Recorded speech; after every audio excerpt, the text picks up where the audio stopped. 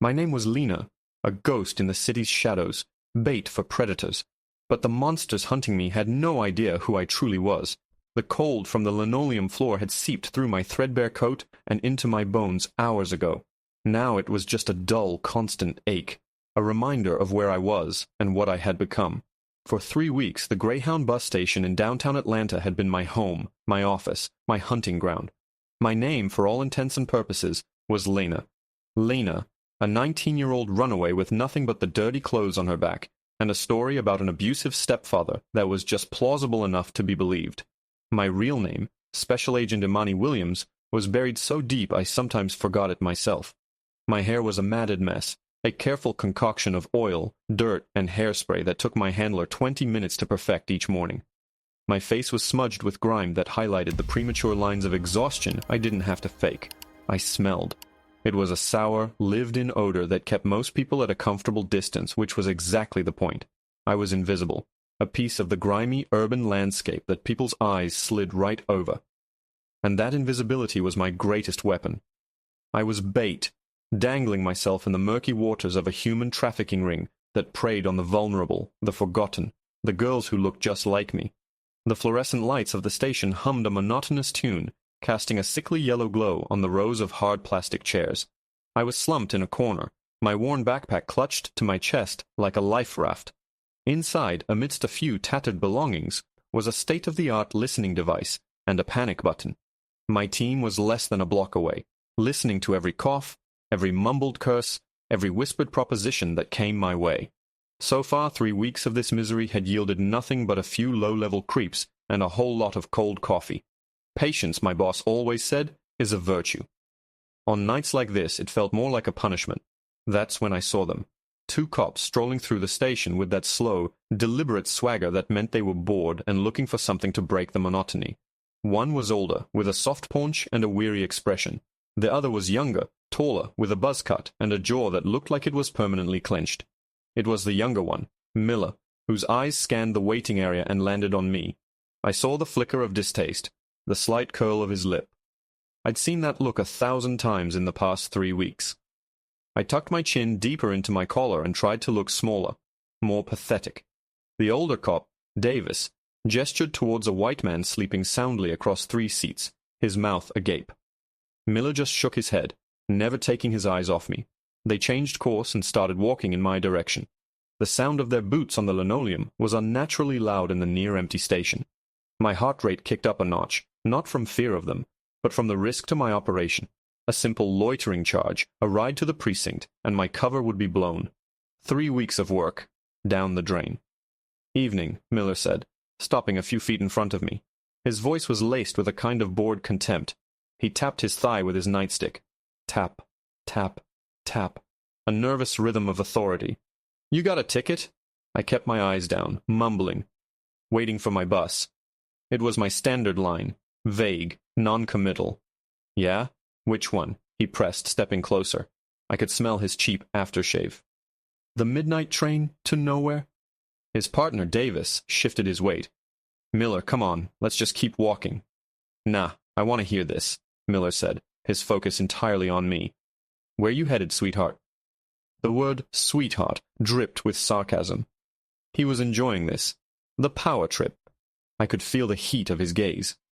Internally, I was cataloging everything. Officer Miller, badge number 714, Caucasian, approximately 6'2", displaying unnecessary aggression. Procedural violations mounting, but externally I just shrugged, pulling my coat tighter. "Don't remember the name." "You don't remember," he repeated, a cruel smile playing on his lips. "Convenient. You got any ID on you?"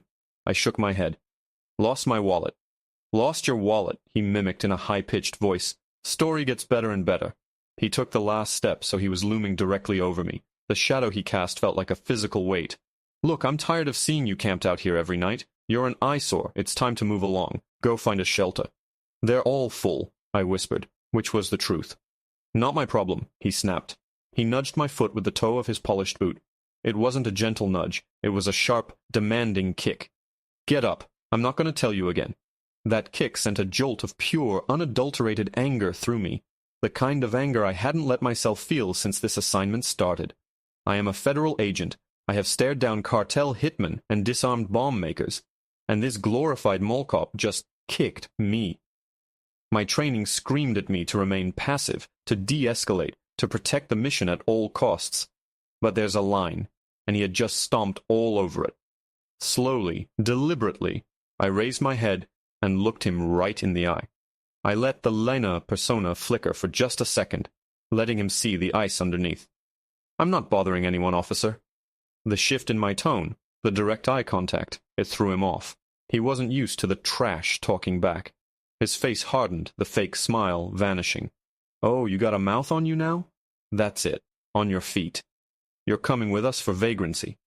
Miller, for God's sake, the paperwork. Davis started, but Miller waved him off. No, this one needs to learn some respect, he snarled, reaching down and grabbing my arm. His grip was like iron. He hauled me to my feet. The backpack slipped from my other hand and hit the floor with a soft thud. He started to twist my arm behind my back, reaching for his cuffs. My mind was racing. Panic button? No, else that would bring the whole team crashing in, guns drawn. It would turn this into a circus and blow the entire trafficking investigation wide open. I had to handle this. Right now. I had seconds to decide. 3 weeks of freezing, starving, and swallowing my pride, all about to be torched by this arrogant, racist cop on a power trip. He had my arm bent at a painful angle. The cold metal of the handcuffs was about to touch my wrist. This was it. The mission was over. You have the right to remain silent, he began, his voice smug and victorious in my ear. I took a deep breath. The smell of stale cigarettes on his uniform filled my nostrils. I let the air out slowly, and with it, I let go of Lena. My body's posture shifted, my shoulders straightened. My voice dropped an octave, losing its meek tremor, and finding the cold, hard authority I'd spent a decade perfecting at Quantico. Officer, I said, my voice dangerously calm and clear, I'm going to advise you to release me. Right now. You're interfering with a federal investigation.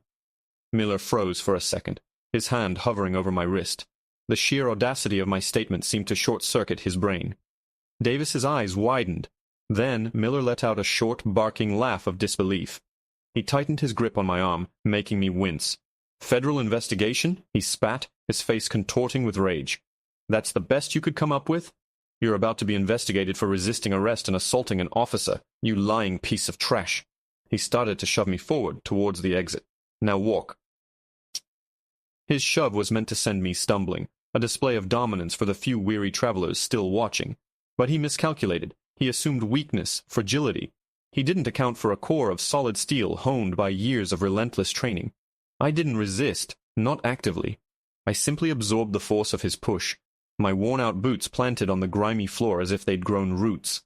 He was the one who stumbled, his momentum carrying him a half-step forward, while I remained perfectly still. The surprise on his face was almost comical. "Officer Miller, badge number 714, I said, my voice cutting through the stale air like a shard of glass. I recited the number from memory, a small detail meant to unnerve him, to show him I was paying attention. You are currently in violation of 18 U.S. Code, Section 111, assaulting, resisting, or impeding a federal officer.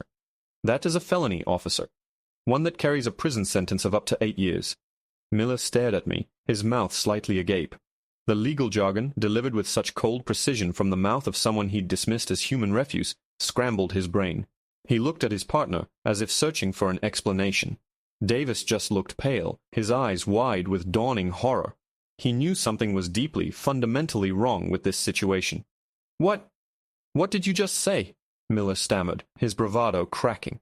I said, I enunciated each word slowly, that if you do not remove your hand from my arm and step back, I will personally see to it that your career ends tonight. You will trade this uniform for an orange jumpsuit, and your pension will be the least of your concerns. Do you understand me? The color rushed back into his face, hot and furious. Humiliation was a powerful accelerant. He chose to believe I was a lunatic, a sovereign citizen type, spouting nonsense she'd read on the internet. It was easier for his ego to swallow than the alternative. "You're insane," he snarled, his grip on my arm tightening painfully. "You're a crazy, vagrant bitch, and you're going to jail." He started dragging me again. "Miller, stop!" Davis's voice was sharp with panic now. "Just stop. Listen to her for 1 second. What if she's telling the truth? What if?" What if what, Dave? She's FBI. Look at her. He gestured at my filthy clothes, my matted hair. Does she look like a fed to you? She's a bum playing games, and I'm done playing. This time when he shoved me, he put his whole body into it. We were only a few feet from the glass exit doors. He intended to slam me against them. As my back neared the cold glass, I twisted my body, a fluid, practiced motion. I used his own momentum, redirecting it. It was a simple Aikido principle, one they teach you in week 3 at Quantico. I didn't break his grip, but I pivoted inside of it, bringing us face to face. His forward momentum ceased, and he found himself off balance, staring into my eyes from inches away. I didn't smile. I didn't have to. The message was clear. You are not in control here. He finally broke. The confusion and fury in his eyes curdled into pure rage. He shoved me away, breaking contact, and his hand flew to his belt. Not for his gun, but for his taser. He ripped it from its holster, the black and yellow plastic a sudden, violent splash of color in the drab station. That's it. On the ground. On the ground now, he screamed, his voice cracking with adrenaline. The red laser dot appeared on my chest, dancing over my filthy coat. Davis pulled his own sidearm. Police! Everybody stay back, he yelled to the now panicked onlookers who were scrambling for cover. My heart was hammering against my ribs. This was it. The point of no return. My handler's voice was a frantic buzz in my ear. Imani, give the abort signal. Give the signal now. I could feel the trigger for the panic button inside my pocket. One press, and this whole place would be swarming with my team. But the investigation, my target was still out there. Miller's finger was tightening on the trigger. His knuckles were white. He was sweating, his face a mask of primal fury. He was a cornered animal, and he was about to lash out. I braced myself for the searing pain of 50,000 volts. And then, over his shoulder, the automatic doors slid open. My blood ran cold. It wasn't my team. It was him. The man we'd been hunting. The man they called the Shepherd. He matched the intel perfectly. Tall, thin as a rail, with a long jagged scar that cut through his left eyebrow and disappeared into his hairline. He was wearing a cheap suit and carrying a worn leather briefcase. He stopped just inside the doors, his cold, intelligent eyes taking in the scene with an unnerving stillness. He saw the 2 cops, the drawn weapons, the terrified civilians, and he saw me, the homeless woman at the center of it all, with a taser aimed at her heart. Our eyes met across the 20 feet of dirty linoleum. For a split second, the world seemed to fall silent. In that moment, he wasn't just looking at a vagrant. He was looking at me. His gaze was sharp, analytical. He was searching my face, and I knew, with a certainty that chilled me to the bone, that he saw more than just Lena. He saw the flicker of defiance, the training, the absolute lack of fear in my eyes. He saw a threat. A small, almost imperceptible frown creased his forehead. He recognized that something here was wrong. He had seen me, truly seen me. And in the space of a single heartbeat, my cover wasn't just blown. It was vaporized. The shepherd's eyes held mine for a fraction of a second too long. There was no alarm in his expression, no panic, just cold, calculating assessment. Then, with a flicker of movement so subtle I almost missed it, his eyes darted from me to the exit, and then back again. It wasn't a look of fear. It was a look of opportunity. He saw the chaos, the drawn weapons, the screaming civilians, and he didn't see a problem. He saw a smokescreen. He saw his escape. My mind, already screaming with a dozen different tactical scenarios, had to reboot. The mission parameters had just been ripped to shreds. Protect the cover? The cover was gone. De-escalate? The shepherd was 10 feet away and about to vanish into the night, taking our entire case with him. The voice in my ear was a frantic cacophony. He's there. Target is on sight. Imani, do you copy? The target is on sight. Officer Miller, oblivious to the real monster who had just walked through the door, was still locked on me.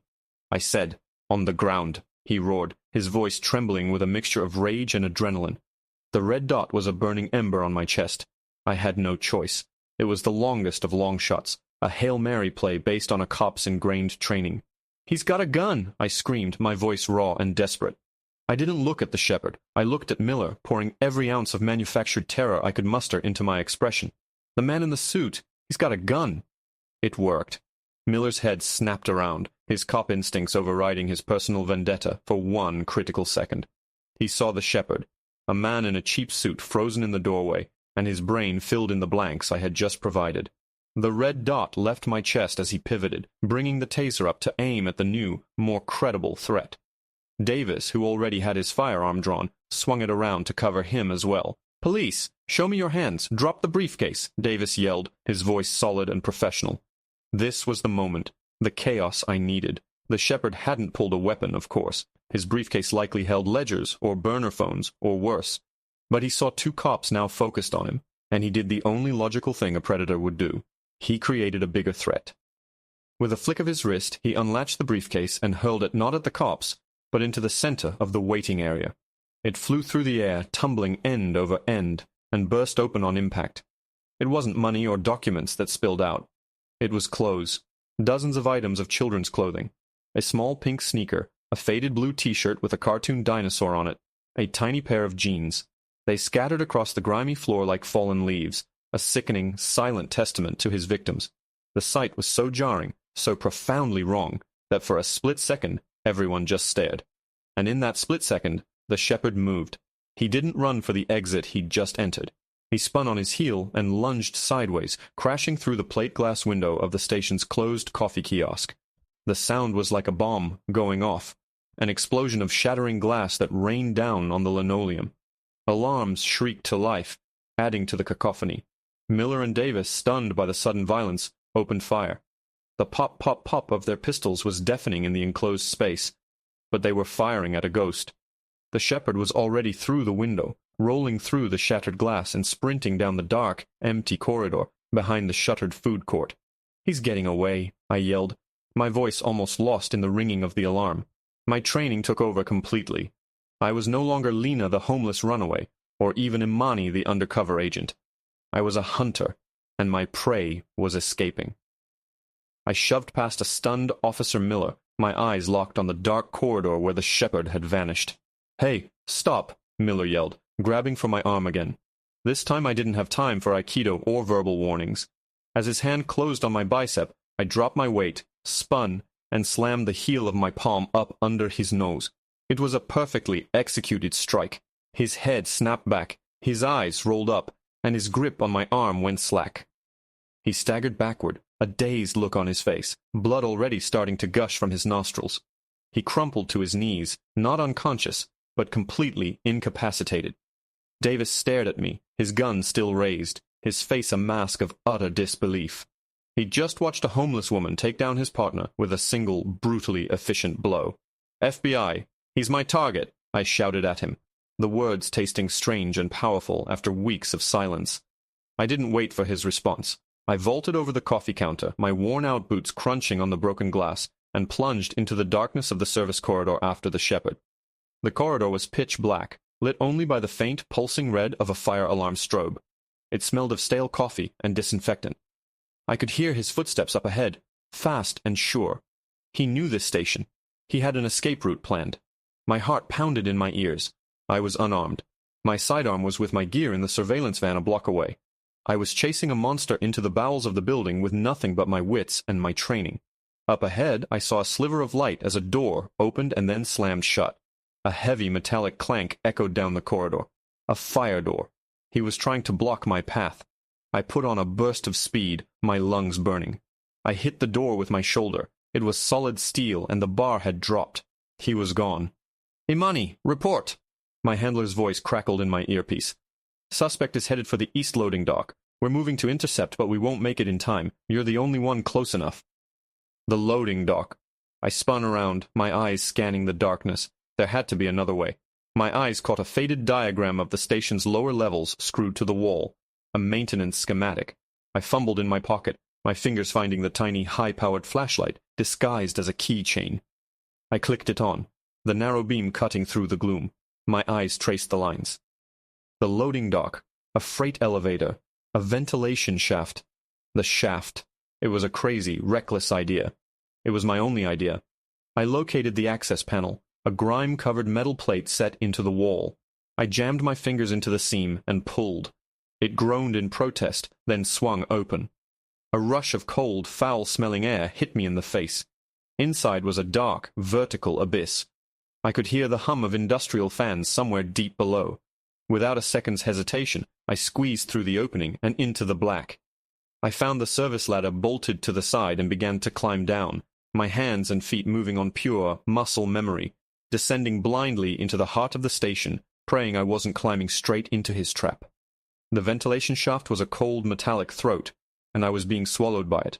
The air was thick with the dust of ages, and each rung of the ladder was slick with a thin film of grease. The only sounds were my own ragged breaths, the frantic instructions crackling in my earpiece, and the distant, rhythmic thrum of the giant fans that felt like the building's own heartbeat. I was descending blind, trusting a 20-year-old schematic, and a desperate hope that this shaft would spit me out somewhere near the loading dock before the Shepherd could vanish into the Atlanta night. Imani, visual on the east entrance is negative. He didn't come out, my handler Marcus said, his voice tense. He's still inside. He must be doubling back or has another exit. He's heading for the loading dock, Marcus. I'm sure of it, I grunted, my muscles straining as I dropped down another rung. He threw the briefcase to create a diversion. He wanted the cops to focus on him so he could make a clean break through a pre-planned route. This wasn't spontaneous. SWAT is 5 minutes out. Can you hold him? I'm unarmed, climbing down an air shaft, and my target is a ghost. What do you think? I snapped back, my professionalism fraying at the edges. A chunk of rust dislodged by my boot clattered down into the darkness below, the sound echoing for what felt like an eternity. I counted the levels as I passed the grates. Main concourse. Baggage claim. Finally, the maintenance level. According to the schematic, there should be a horizontal duct leading directly over the loading bay. I swept the beam of my tiny flashlight around until it landed on a dark, rectangular opening. It was a tight squeeze, but it was my only path forward. I swung myself off the ladder and into the duct, my body immediately protesting the cramped, coffin-like space. I was forced to crawl on my stomach, pulling myself forward with my elbows and pushing with my toes. The metal scraped against my threadbare coat, amplifying every sound. Dust rained down on my face, making my eyes water and my throat itch. It felt like I was crawling through a grave. After what felt like an hour but was probably only 90 seconds, I saw it. A faint, dirty light filtering through a large grate below me. I inched forward and peered down. I was directly above the loading dock. It was a cavernous concrete space, mostly empty save for a few stacks of pallets and a single idling delivery truck parked near the massive bay door, which was halfway open to the rain-slicked alley outside. Standing by the cab of the truck was the Shepherd. He was talking to the driver, a beefy man in a stained jumpsuit. My target wasn't running. He was being picked up. This wasn't just an escape route. It was an extraction. My heart hammered against my ribs. I was a spectator, trapped in a metal box, watching my entire investigation drive away. I had to do something. Anything. I pressed the panic button. 2 quick clicks.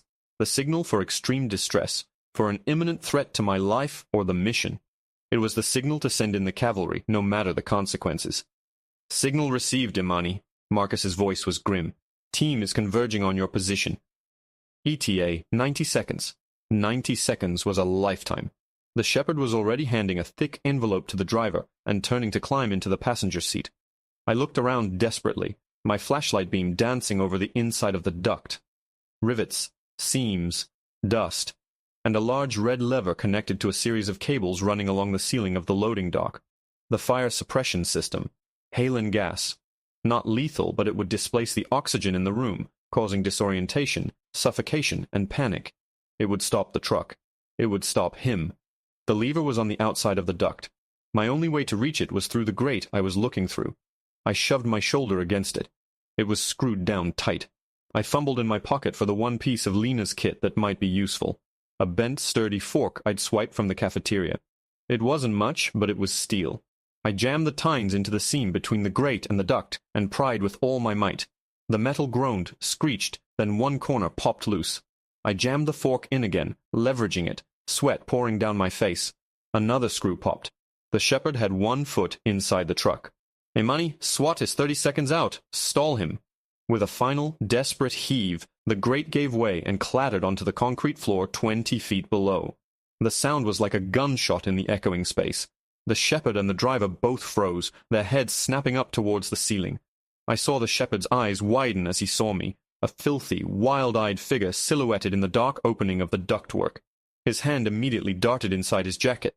This time I knew it would be for a gun. I didn't hesitate. I swung my legs out of the opening, my hands gripping the jagged edge of the metal. For a moment I was just hanging there, 20 feet above the concrete. Then I let go.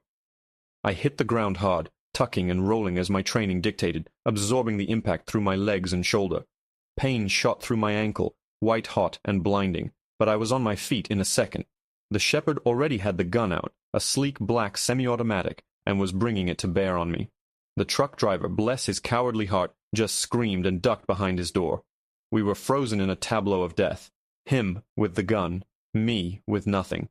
The cavernous bay was silent except for the hum of the truck's engine and the distant wail of approaching sirens. He had a clear shot. He could end it. Right here. Right now. But he didn't shoot. A strange, almost curious smile touched his lips. He lowered the gun, just slightly. "So," he said, his voice calm and cultured, completely at odds with the chaos. "The little lost lamb was a wolf all along. I should have known. You have your mother's eyes." The world stopped. The sirens, the pain in my ankle, the gun in his hand, it all faded away to a dull buzz. My mother. He had mentioned my mother. She was an agent, too. She went deep undercover to infiltrate this very organization 15 years ago. She was supposed to be in for 6 months. We never heard from her again. She was listed as killed in action. Her body never recovered. My entire life, my career, my presence in this filthy bus station, it was all driven by a desperate, burning need to find the people responsible for her disappearance, to find out what happened to her. And the man standing in front of me, the monster I had been hunting, the man with his finger on the trigger that could end my life, had just told me he knew her. The shepherd's words hit me with the force of a physical blow. "My mother's eyes!" The phrase echoed in the cavernous loading dock, cutting through the wail of sirens that were now screaming just outside the bay door. This wasn't a random comment. It was a key, deliberately inserted into a lock I didn't even know existed. For 15 years, my mother had been a ghost, a faded photograph on the mantelpiece, a redacted file in a secure FBI server. Now, this monster was speaking of her as if he'd seen her yesterday. "Who are you?" I breathed. The question feeling impossibly small in the face of his revelation. The pain in my ankle was a distant throb, secondary to the earthquake happening in my soul. "A friend of your mother's," he said, his smile widening. It wasn't a cruel smile. It was something far more terrifying. It was genuine. She was a remarkable woman, principled, dedicated, just like you. He took a step towards me, the gun still held loosely in his hand, pointed at the floor. Her name wasn't Imani's mother. It was Sarah. And she believed the Bureau was rotten to the core. She went undercover not just to stop us, but to expose them. My mind reeled. This was a lie, a psychological tactic, a desperate gambit to confuse me before SWAT breached the door. "You're lying," I spat, forcing strength into my voice. "You killed her." "Killed her?" He let out a short, incredulous laugh. "Child, we saved her. When her own people set her up to be executed, we pulled her out. She saw the truth. She saw that the people we take are not random. We target the assets of the corrupt, the children of senators taking bribes, bankers laundering cartel money, judges on the take. We don't sell them. We re-educate them. We turn the children of the powerful into weapons against their own families. Your mother helped build this network." The squeal of tires on wet asphalt from just outside the door broke the spell. Red and blue lights began to flash and strobe across the concrete walls. "FBI, drop your weapon, hands in the air," a voice boomed through a megaphone. The shepherd, whose real name I still didn't know, didn't even flinch. He looked from me to the half-open bay door, then back again. His eyes were deadly serious. "They're not here for me, Agent Williams. They're here for you. Your handler, Marcus.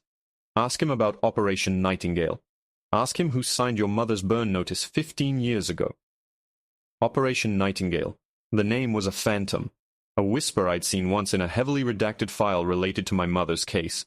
A burn notice. That meant the Bureau had intentionally disavowed her, cut her loose, left her to die. "You have a choice to make right now," he said, his voice urgent. "Come with me, and I'll take you to her. You can hear the truth from her own lips. Or you can stay here and let the people who sent your mother to her death pat you on the back for a job well done, and then spend the rest of your life wondering." He tossed the gun. It skidded across the concrete and came to a stop a few feet from me. Then he turned and walked calmly to the passenger door of the idling truck. The driver, who had been cowering the whole time, looked at him with wide, terrified eyes. Heavy, rhythmic thuds sounded against the bay door. SWAT was about to breach. My whole world had been turned on its axis. Everything I believed, everything I had fought for, was now cast in a sickening, uncertain light. Marcus, my mentor, the man who had personally recruited me, citing my mother's legacy. Had it all been a lie? Was I just a pawn sent to clean up a loose end they'd failed to tie up 15 years ago? The shepherd had his hand on the truck's door handle. He looked at me over his shoulder, his expression unreadable.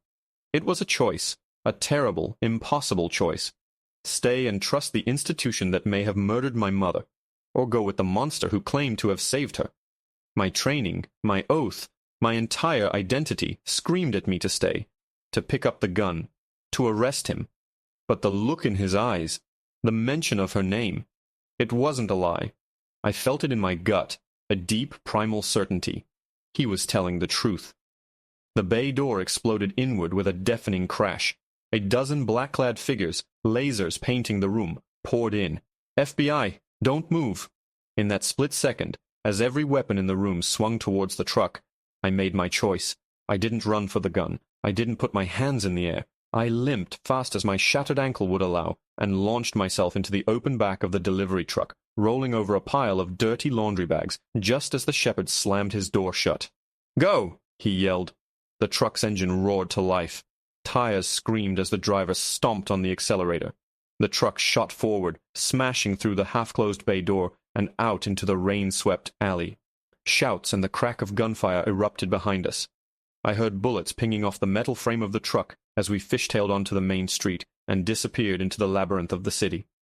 Lying in the darkness on a pile of what I now realized were more children's clothes, the adrenaline began to fade, replaced by a cold, terrifying clarity.